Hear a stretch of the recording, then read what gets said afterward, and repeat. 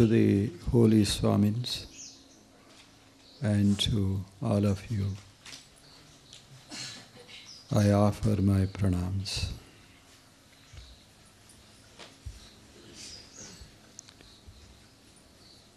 Patanjali Yoga Darshan.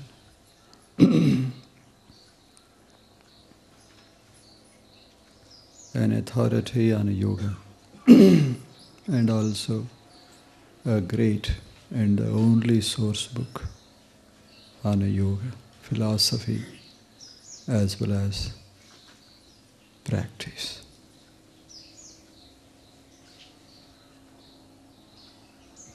We are doing the second aphorism of the second quarter of Yoga Darshana. Samadhi bhavanarthaha klesha tanu karanarthascha. This is the second aphorism. In the first aphorism we saw the description of the Kriya Yoga.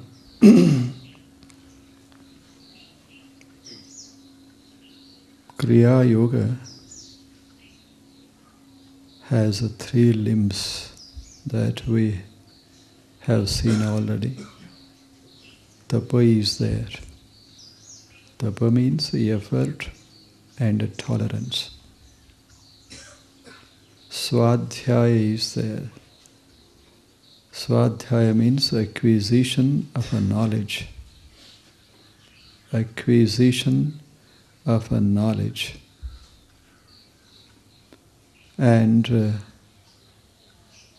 practice of concentration. The third one is Ishvara Pranidhana. It is a belief in the existence of the eternal reality and offering the two feelings, the I and my. This is a Kriya Yoga. In brief, this is Kriya Yoga. He believes in the existence of God. Believes. He needs no proof for the existence of God. And he has no doubt about it. Because he says, God is to be there. Because God is a principle, not a person.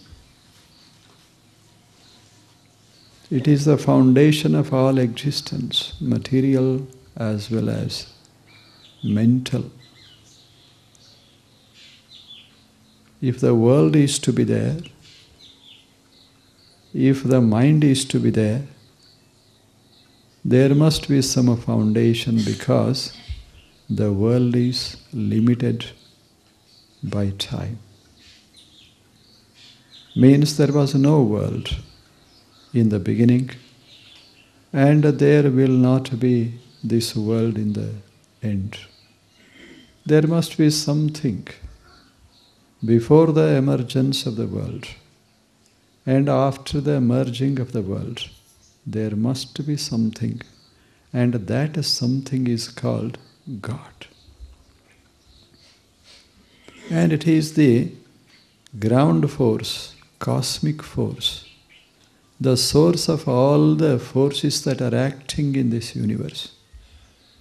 Whether it is a magnetic force, gravitational force, or a nuclear forces. Whatever force is there in the world, it comes from the main force, the cosmic one. That cosmic force is called God, the divine. I have to believe it, though I don't see it, and it is not possible to see it. I have to believe it, and belief makes me makes me capable of stilling the mind. Means I have to free my mind from all bondages. This is possible only if we believe in ourselves, in myself as different from the body, in my own existence as different from the existence of the material world. I have to believe in it, and this existence is unbound existence, not bound by birth and death. That's why he says, believe in it. Believe in the existence of God or the divine, and it is a principle. Surrendering means offering, means I am not responsible for all the activities that are taking place in the whole universe. The sun is there, he shines not because of me. The earth is there, it is rotating and also revolving, not because of me. There is not a single activity that is going on in this universe for which I am the cause. If the whole world is controlled by some cosmic force, I can't imagine that I am responsible for any activities in this world. The bodily activities, they are not my activities. They don't obey me. The body doesn't obey me. My mind is there. It is under my control. That alone I can direct and guide. Therefore, Patanjala says, yours is the mind. Use it and make your life a joy, an experience of joy. Therefore, he deals with the mind always. Mind is our wealth, our great instrument. It is wealth, it makes me rich. It is a great instrument, it can achieve anything. Therefore, use the mind,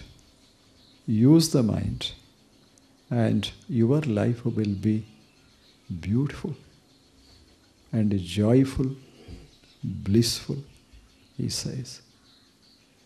Now, after Kriya Yoga, he comes to the second aphorism.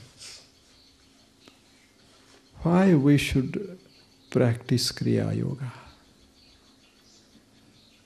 What are we going to gain from this Kriya Yoga, get from this Kriya Yoga? How we are going to be benefited by this Kriya Yoga? This is the problem. This is the question. And he answers in the second aphorism. He says, Samadhi bhavanarthaha klesha tanu karanarthascha. These are the two purposes, reasons for which we have to practice Kriya Yoga. These are the two reasons. The first is Samadhi bhavanartha, and the second one is Tanu karana, klesha tanu karanarthascha. Bhavana means developing or achieving, developing. Tanu karana means thinning out, minimizing, weakening. Tanu karana. Klesha tanu karana. Klesha means obstructions, afflictions, the causes of suffering, the causes of bondage. They are called klesha. Samadhi bhavana, samadhi you know already. In the first chapter, in the whole chapter, he gave the description of samadhi. And here he says, samadhi bhavana, if we have to attain samadhi, it is necessary to practice Kriya Yoga. Means the mind must be ready to get into samadhi, attain the state of samadhi. And this readiness comes from the practice of Kriya Yoga. Mind must be ready. This readiness comes from Kriya Yoga. What is samadhi? Just in few words, what is samadhi? Samadhi is samadhi. Means mind is not working. That doesn't mean mind is not there. Mind is there. Mind has not entered into the state of sleep. Mind is there, but it is not working. That doesn't mean it is inactive. Mind is there. Mind is still. Mind is undisturbed. Mind is quietened. That quietened state of mind is called samadhi. This is one of the meanings. The second meaning is samadhi means getting to the superconscious level, lifting the mind to that level. Or we have to reach that level of consciousness where we can experience our unity with the Supreme Reality. My unity with the Supreme Reality. I have to experience, but at this level of consciousness here, now, this level of consciousness, at this level of consciousness, it is not possible. The first level of consciousness is the external cognition or consciousness. This is the first consciousness. There are 4 states of consciousness. The first is the external consciousness. The second one is internal consciousness. The third one is the consciousness of nothing, the blissful consciousness. And fourth one is the transcendental consciousness or supreme consciousness. And when we reach the supreme consciousness, we experience the reality, the existence of reality, my unity with the existence of reality. But at the first level of consciousness, it is not possible. What is the first level of consciousness? Means yoga is a journey from the lower consciousness to the highest consciousness. And what is the first consciousness? I am aware of these flowers on the table. This is the first external awareness. I am aware of the external world. The table is outside me. The flowers are outside me. These are trees and all of you are outside me. How do I come to have the awareness of your existence? I just open my eyes, use my mind. I become aware of the flowers, of the table, of all this nature. I am aware of it. This awareness of the external world is called the external consciousness.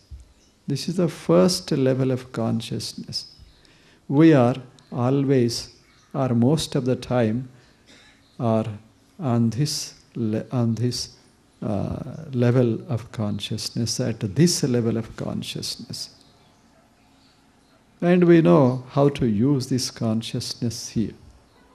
We use the sense organs, get the knowledge of the external world. And every object here, most of the objects here, are having different facets.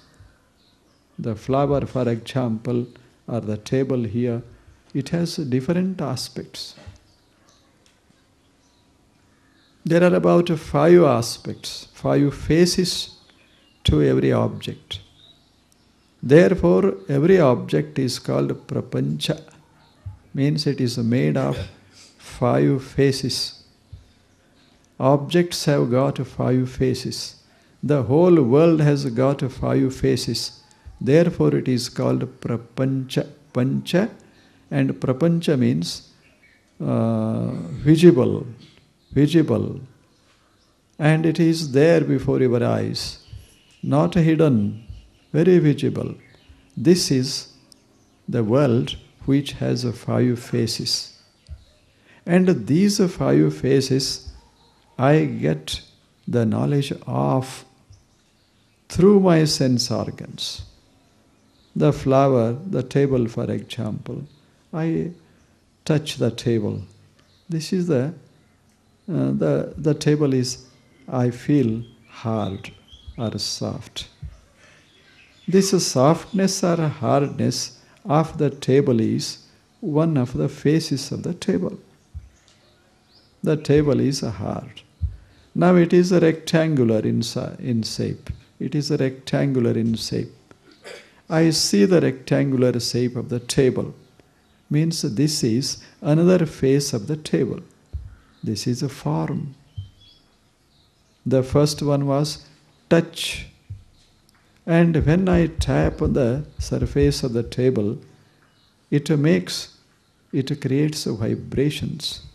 And these vibrations I receive and interpret them as sound. Means there is a sound in the table, and this sound is another face of the table. Then there is taste, smell is there, taste is there. Means the table has all the 5 qualities. These qualities make the table. It is a congregation of these 5 qualities. Every object in this world is made of these 5 qualities. Therefore, the world is called prapancha. And I am aware of this prapancha. This is external consciousness. External consciousness. All the living beings, means most of the living beings, are working on this field, working with this awareness. This awareness they have. Now we go to the next conscious state. The second state of consciousness is internal. I close my eyes, I see so many objects inside me. When I close my eyes, I cannot see the table. But when I close my eyes, I see a table inside my mind. I see a tree inside my mind. I see flowers there. Those flowers you cannot see. You cannot see. That world within me is my private world, my personal world. Nobody can enter into it. The world outside is common world. Common world. This table is very common to all of us. You can see it. I can see it. Anybody can see it. They can touch it. But my table, which is in my mind, you cannot touch. You can't see. It is my private world. Every person has 2 worlds. The external world, which is common to everyone, and there is internal world, which is for my own sake. And it is my world. My world. I can change it, but the external world is very difficult to change. My world is there inside me. Imagination is there. Memory is there. Thoughts are there. Feelings are there. Desires are there. Aspirations are there. So many dreams are there. So much is there inside me. My world is inside me. Everybody has his own world. The external world is one. It is the same for all the people. But internal worlds are different. and they are as many as there are individuals. My world and your world, there is no similarity much between them. My world is I live in my own world. You live in your own world. Therefore, I am different, you are different. Two persons cannot be experiencing the same thing in the same way. It is impossible. When I see this flower, I experience it. But your experiencing of this flower is quite different, because when this flower enters my mind gives different shapes to it. My mind remembers so many things on seeing the flower. My mind gets so many ideas about the flower. Therefore, my experience of the flower, of this flower, is quite different from the experience of this flower, your experience of this flower. Therefore, in Jaina philosophy, they say every object has different faces. And we look from our own angle at the objects. My angle of looking at the world and your angle of looking at the world are not similar. Therefore, my world is different, your world is different. When I look at the external world from my own point of view, I am looking at the world, at the external world. How? In comparing it with my internal world. Or the external world is to get into me, and it gets changed, transformed according to my desires, my expectations, and my dreams. It becomes changed. Therefore, my internal world is mine, yours is yours. Two persons cannot be the same in this world. You may live together for hundreds of years, but your thoughts and their thoughts cannot become the same. They have to be different. Rama and Lakshmana, Rama and Sita lived for so many years, but her thinking is different, his thinking is different. Lakshmana's thinking is different. Everybody's thinking is different. You are married, your wife's thoughts are different. Her expectations are different. Her way of looking at the world is different. Her perception itself is different. Your perceptions are different. Therefore, Socrates says, you are you and she is she. You are you and she is she. If there is to be a compromise, then you have to live in the external world. You have to live in the external world, not to project your internal world on the external world, not to superimpose upon it. Most of the time, we superimpose our thoughts upon the world. Therefore, the problems arise. This is called superimposition. Means the world, the object is there. I superimpose my thoughts about that object on that object. This object is good. This is bad. But the table is neither good nor bad, neither small nor big. They are my visions, my way of looking at it. If I am small, the table becomes big. If I am big, the table becomes small. Smallness and bigness depends upon my way of looking at the object. Means that is my world. Always I look at the world through my own world. Therefore, the world does not appear the same to everyone in this world. Therefore, it creates problems. Many times we get into problems because of this difference. And the difference must be there. Accept it and there will be no problems. Accept that His world is different, my world is different. Therefore, let me honor, respect his world, and let him respect my world. Mutual respect, that leads to the joy of life. We have to respect each other. Our interests do differ. This is internal world.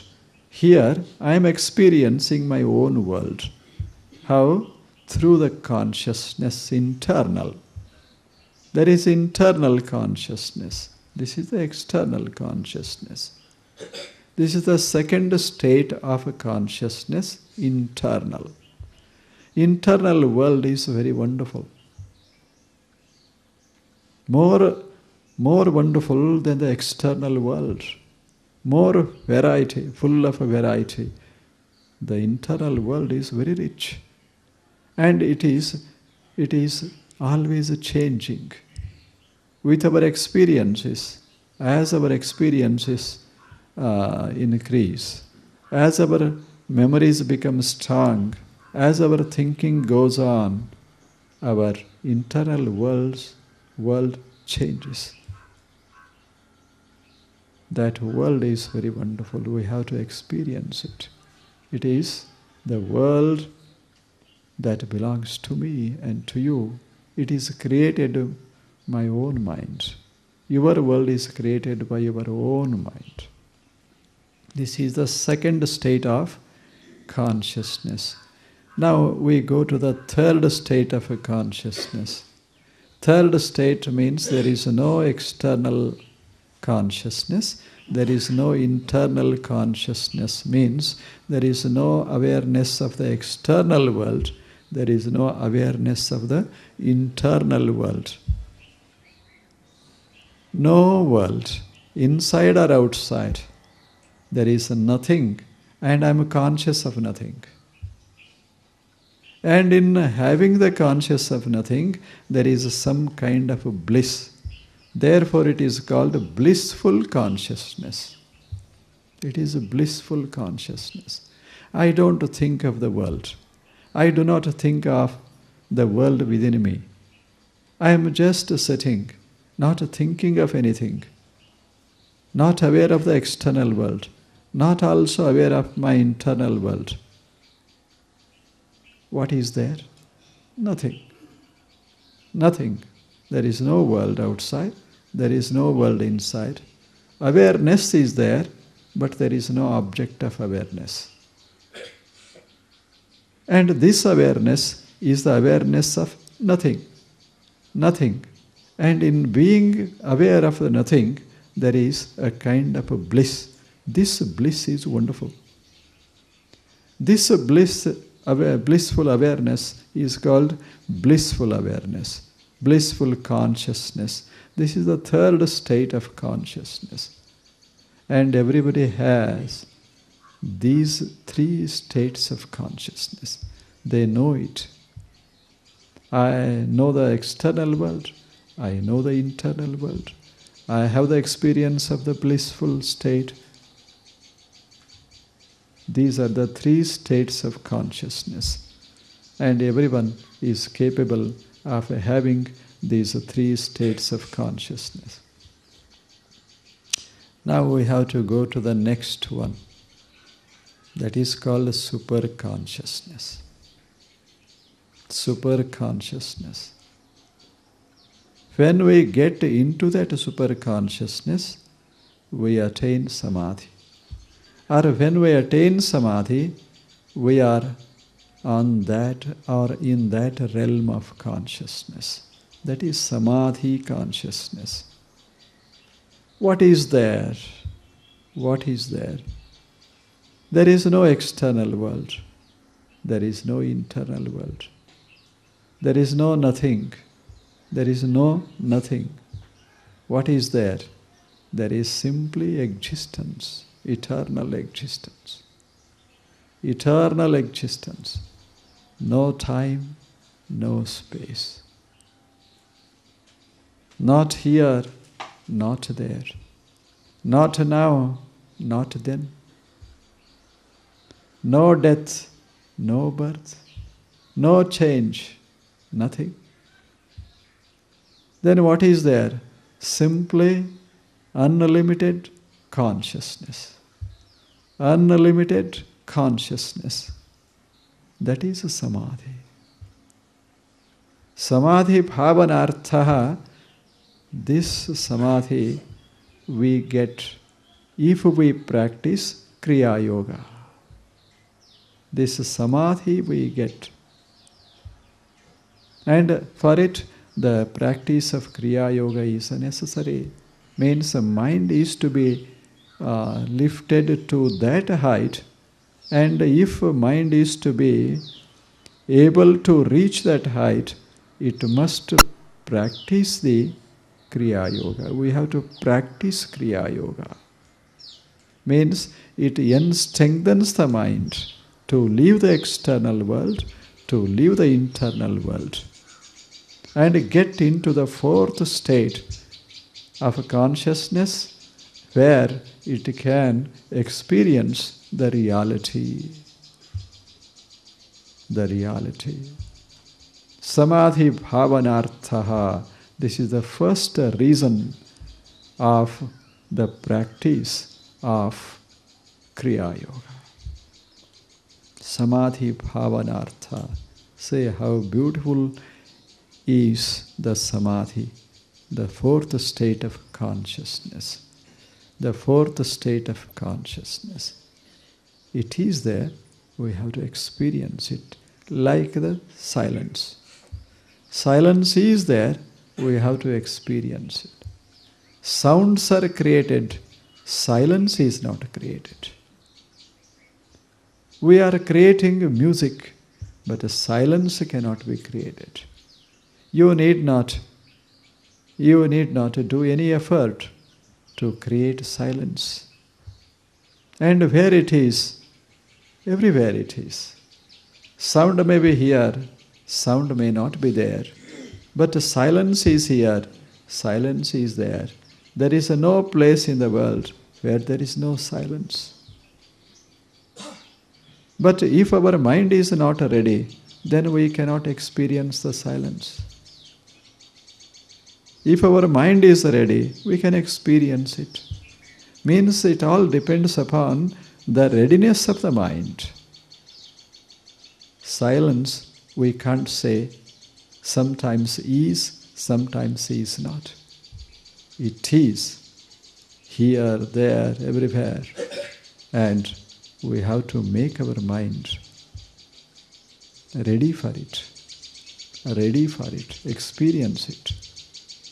And when we experience the silence, we experience deep peace, peace eternal, absolute peace.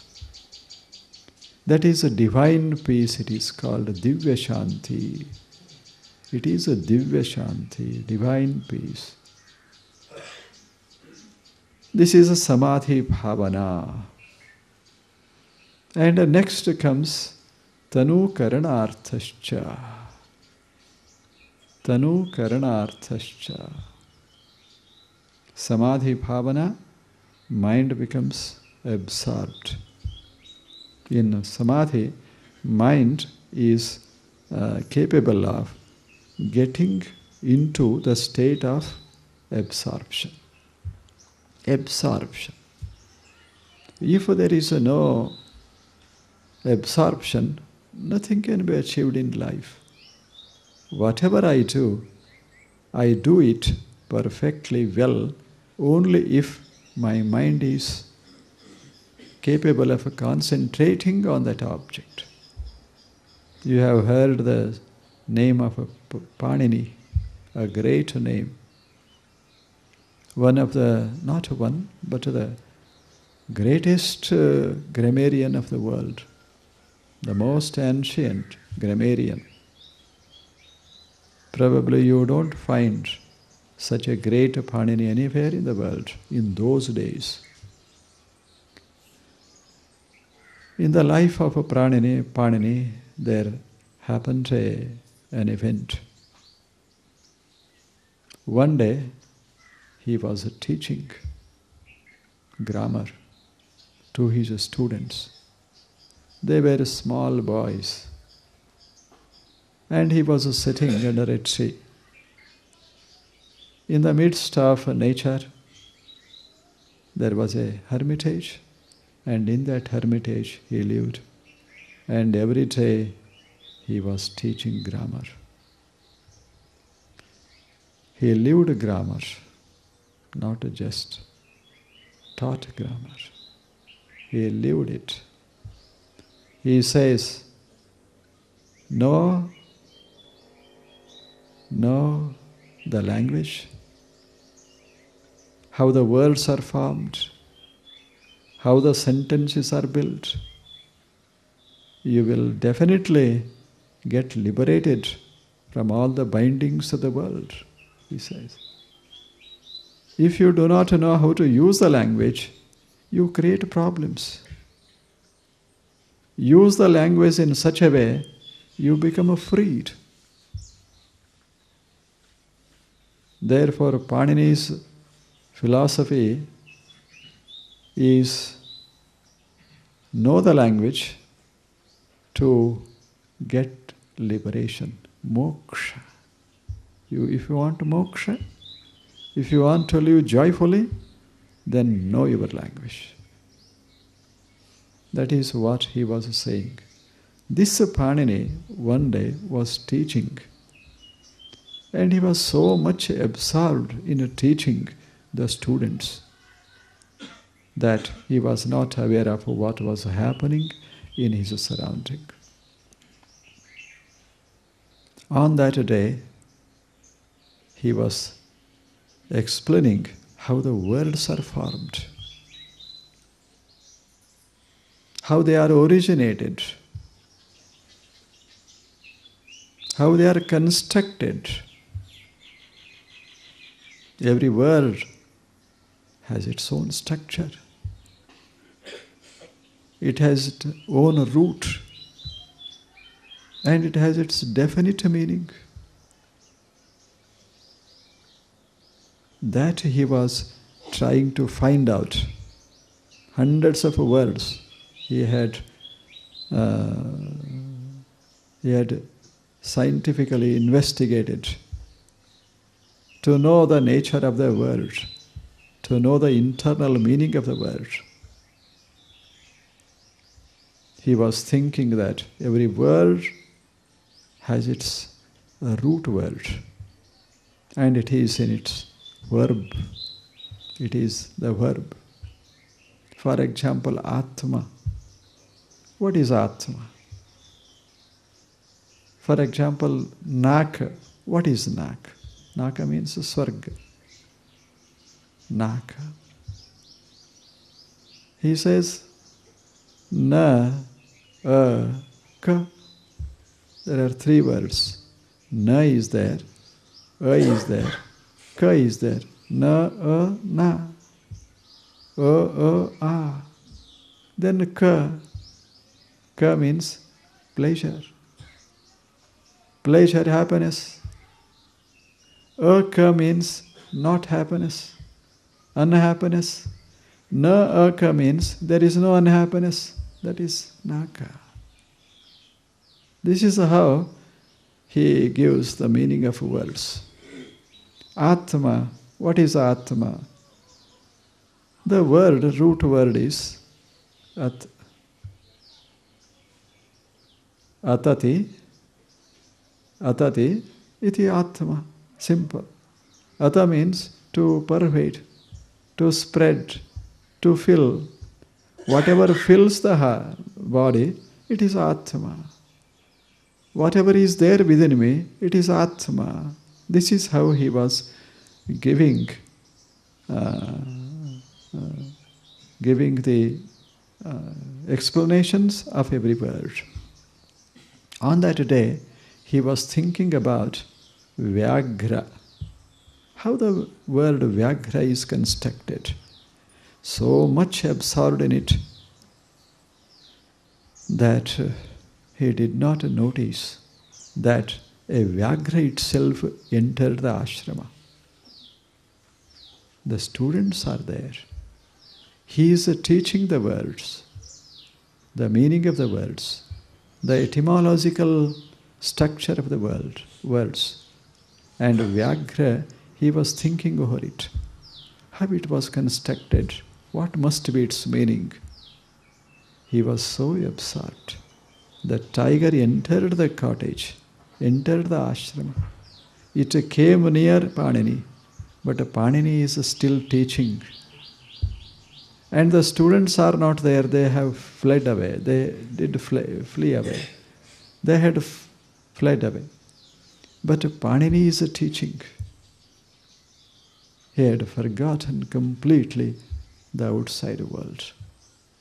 The tiger attacked him, but still he was teaching. This is concentration. Therefore, he was called a rishi. Concentration. Just for a word. Just for a word. He had to lay his life for a word. And without his knowledge, he was so much absorbed in it. This absorbing nature of the mind is quite necessary for attaining the samadhi. And this absorbing nature is possible only if Kriya Yoga is practiced. Kriya Yoga is practiced.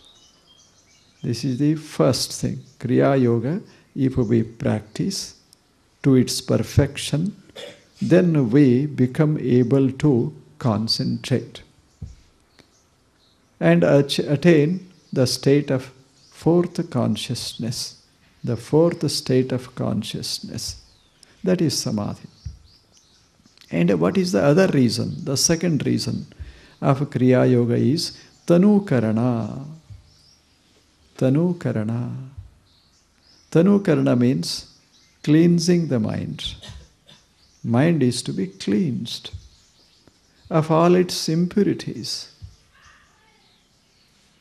The mind is to be pure, without impurities, very clean, clear.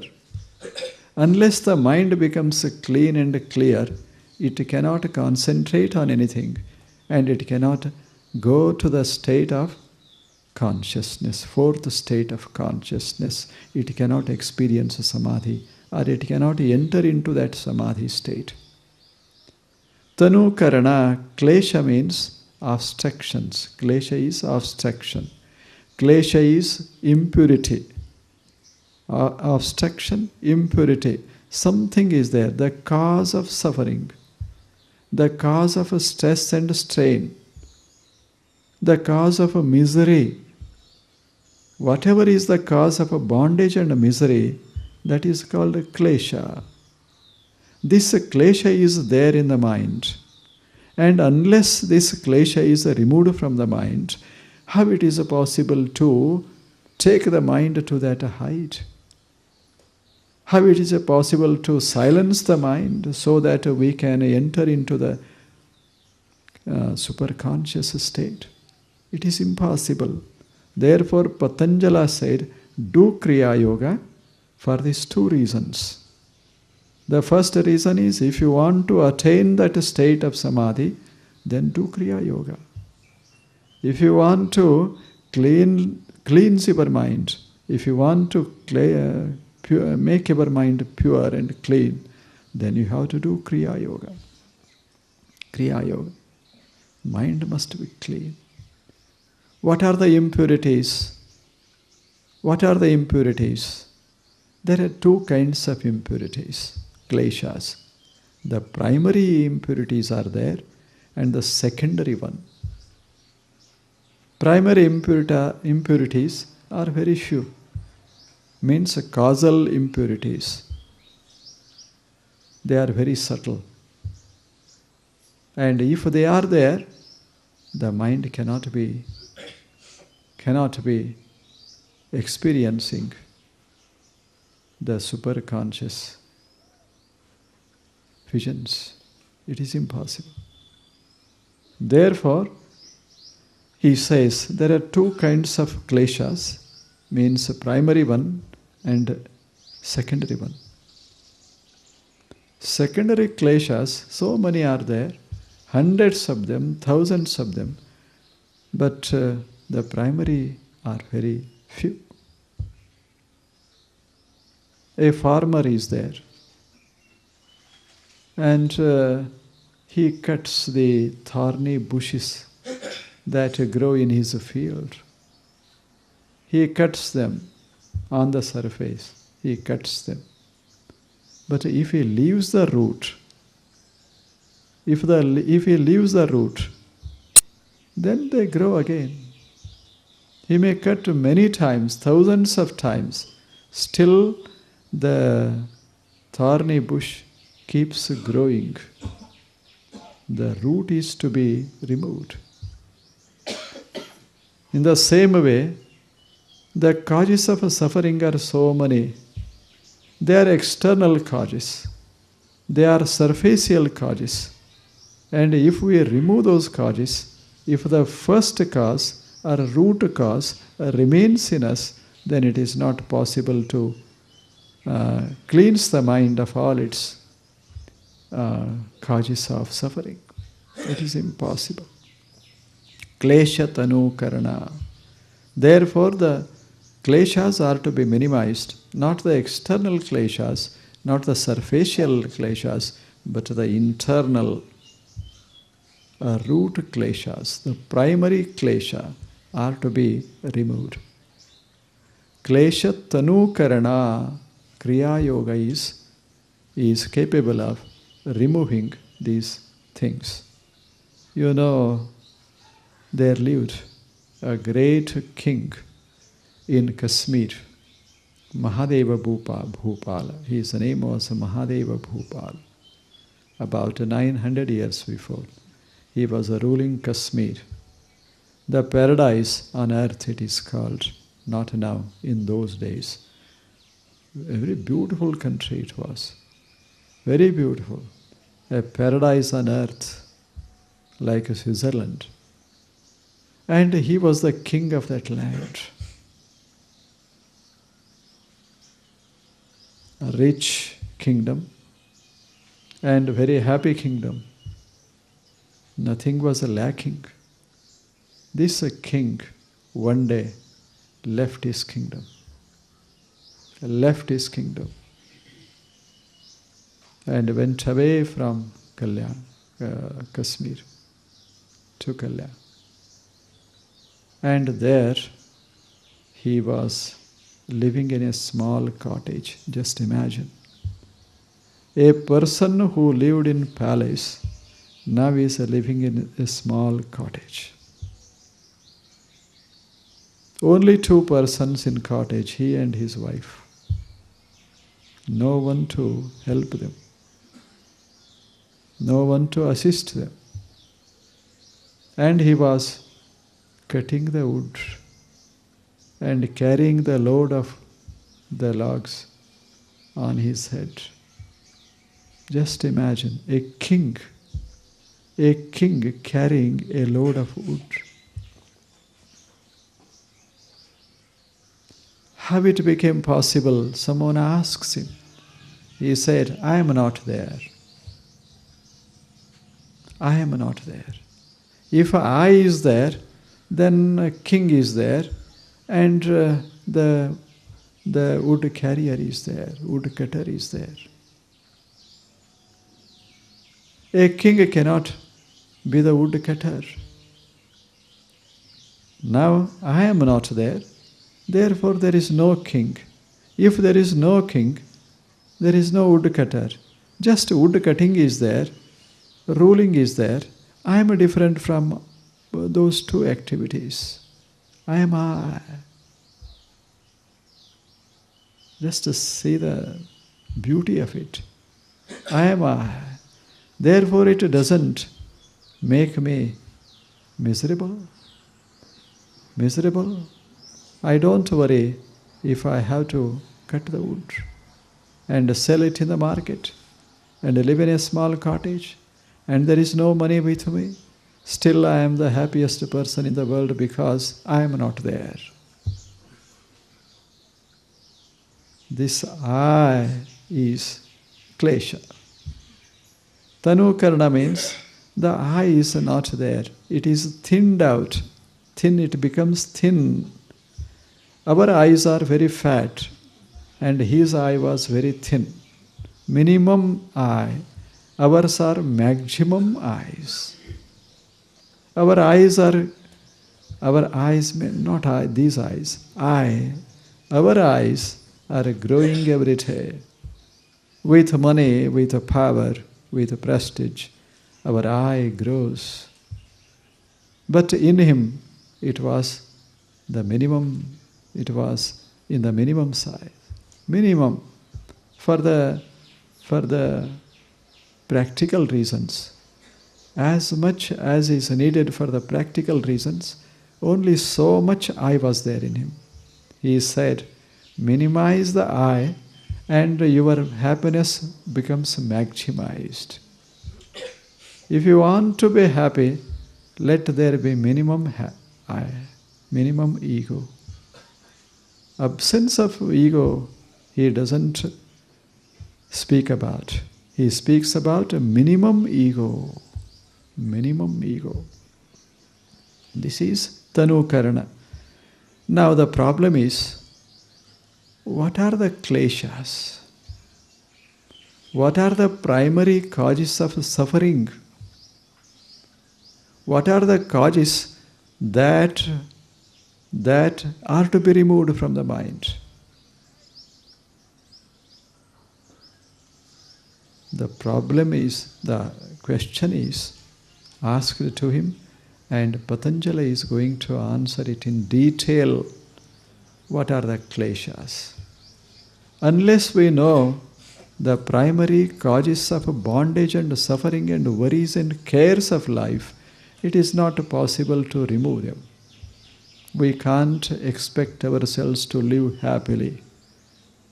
Therefore, Patanjali deals the problem in detail in the whole chapter. Tomorrow we go to the next aphorism where he speaks about the kleshas. What are the kleshas? What are the primary, not secondary, primary impurities or obstructions or obstacles because of which we are not able to reach the state of happiness? That we shall do tomorrow. Namaskar.